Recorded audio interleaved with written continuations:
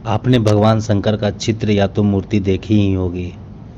उसमें शिव की जटाएं हैं, जटाओं में एक चंद्र चिन्ह है, उनके मस्तक पर तीसरी आंख है, गले में सर्प और रुद्राक्ष की माला है, उनके एक हाथ में डमरू तो दूसरे में त्रिशूल है। वे संपूर्ण देह पर भस्म लगाए हैं। उनके शरीर के निचले हिस्से को वे व्याघ्र चर्म से लपेटे रहते हैं। वे वृषभ की सवारी करते हैं और कैलाश पर्वत पर ध्यान लगाए बैठे हैं। क्या कभी आपने सोचा इन सब शिव प्रतीकों के पीछे का रहस्य क्या है?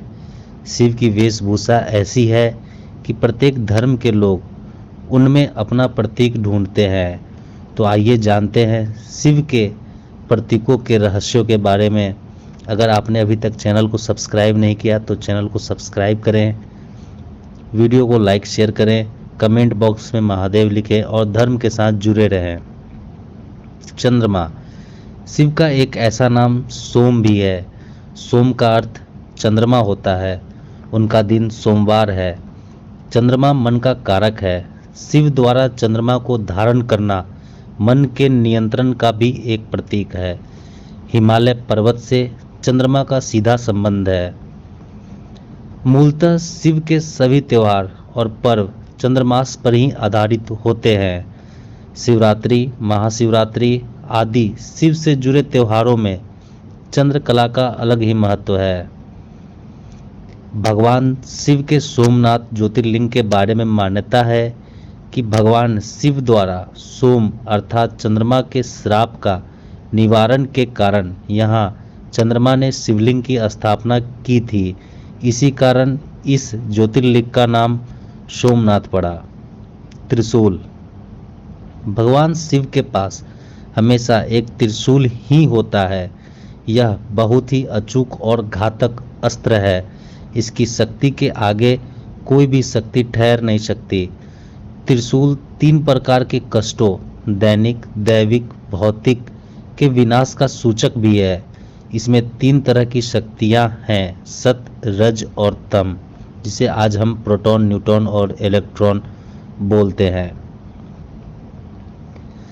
माना जाता है कि महाकालेश्वर के 3 कालों का भी प्रतीक है।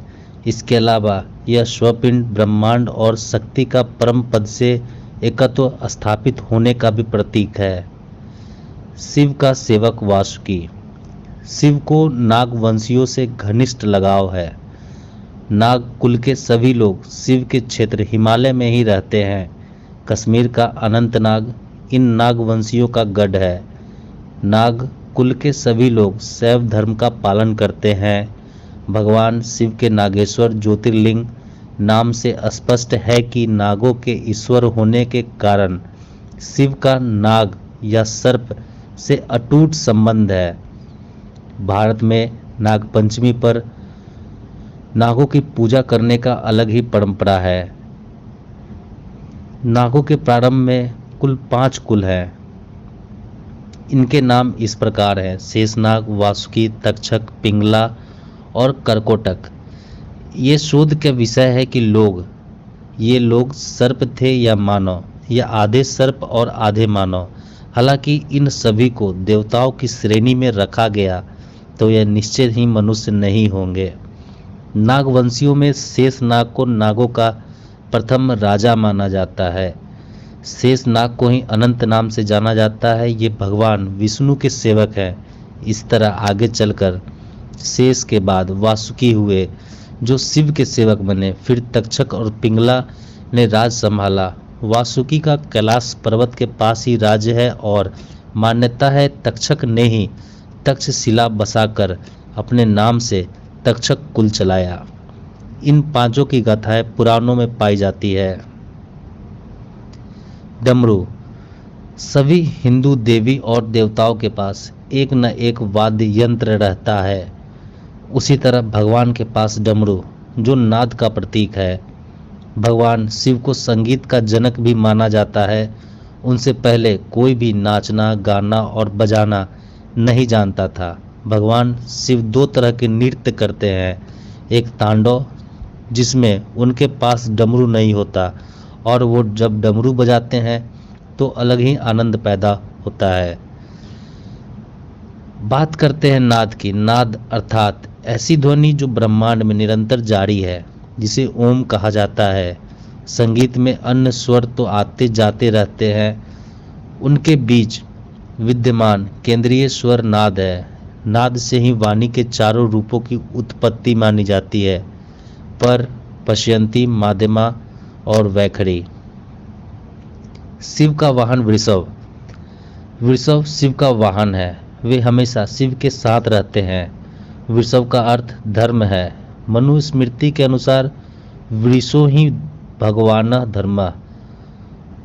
वेद ने धर्म को 4 पैरों वाला प्राणी कहा। उसके 4 पैर धर्म, अर्थ, काम और मोक्ष है।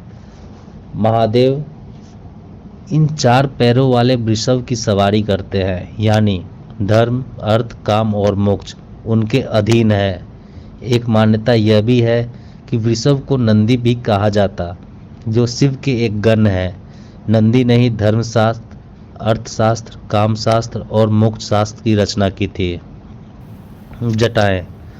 शिव अंतरिक्ष के देवता हैं।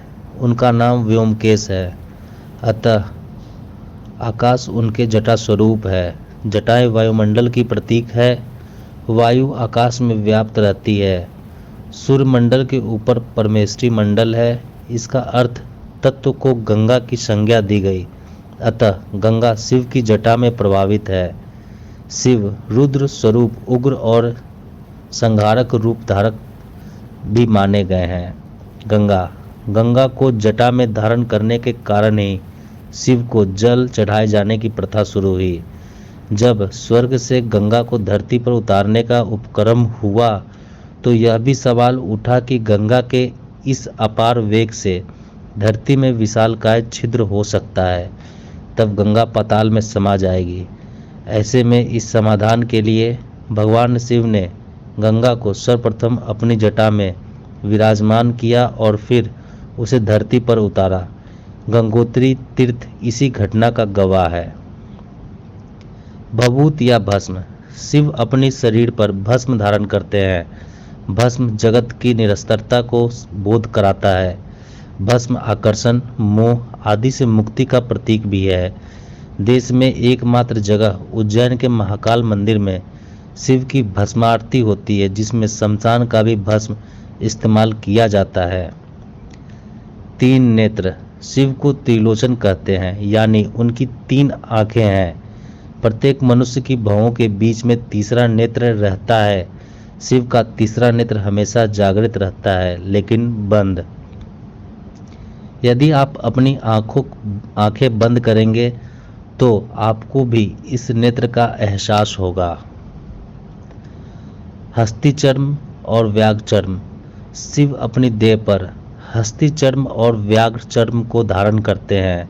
हस्ती अर्थात हाथी, व्याघ्र अर्थात शेर।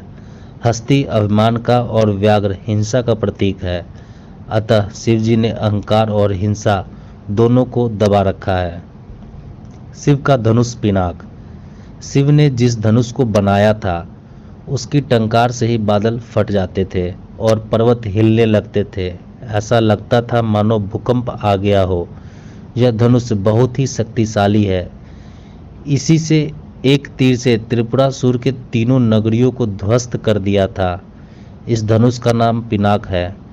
देवी और देवताओं के काल की समाप्ति के बाद इस धनुष को देवराज को सौंप दिया गया।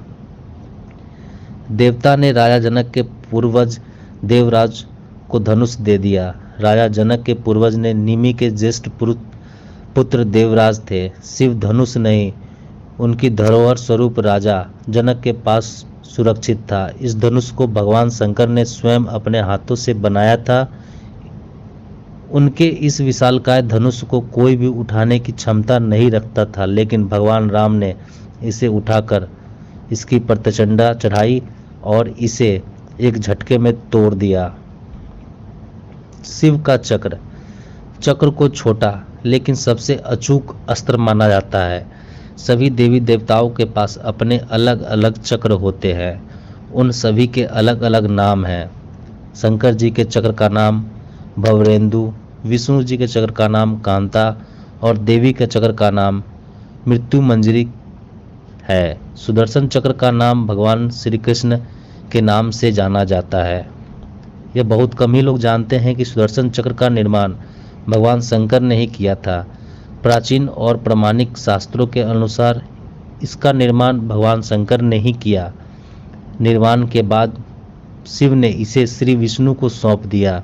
जरूरत पड़ने पर श्री विष्णु ने इसे देवी पार्वती को प्रदान किया।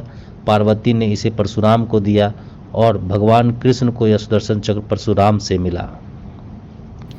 त्रिपुंड तिलक। माथे पर भगवान शिव त्रिपुंड तिलक लगाते हैं। यह 3 लंबी धारियों वाला तिलक होता है। यह त्रिलोक्य और त्रिगुण का प्रतीक है।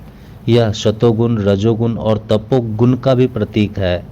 यह त्रिपुंड सफेद चंदन या भस्म का होता है। त्रिपुंड 2 प्रकार के होते हैं। पहला, 3 धारियों के बीच लाल रंग का एक बिंदु होता है। यह बिंदु शक्ति का प्रतीक होता है। आम इंसान को इस तरह का त्रिपुंड नहीं लगाना चाहिए। दूसरा, सिर्फ 3 धारियों वाला तिलक या त्रिपुंड, इससे मन एकाग्र होता है। कान में कुंडल। हिंदुओं में एक कर्ण छेदन संस्कार है। शैव, शाक्त और नाथ संप्रदाय में दीक्षा के समय कान छिदवाकर उसमें मुद्रा या कुंडल धारण करने की प्रथा है। कर्ण छिनवाने से कई प्रकार के रोगों से तो बचा जा सकता है, साथ ही इससे मन भी एकाग्र होता है। रुद्राक्ष। माना जाता है कि रुद्राक्ष की उत्पत्ति शिव के आंसुओं से हुई। धार्मिक मान्यता के अनुसार 21 मुखी तक के रुद्राक्ष होने के प्रमाण है, परंतु वर्तमान में 14 मुखी के पश्चात सभी रुद्राक्ष अप्राय हैं। इसे धारण करने से सकारात्मक ऊर्जा मिलती है, रक्त प्रवाह भी संतुलन में रहता है। ये थे शिव से जुड़े कुछ रोचक बातें। अगर वीडियो अच्छी लगे तो लाइक शेयर करें, कमेंट बॉक्स में महादेव लिखें और धर्म के साथ जुड़ें। धन्यवाद।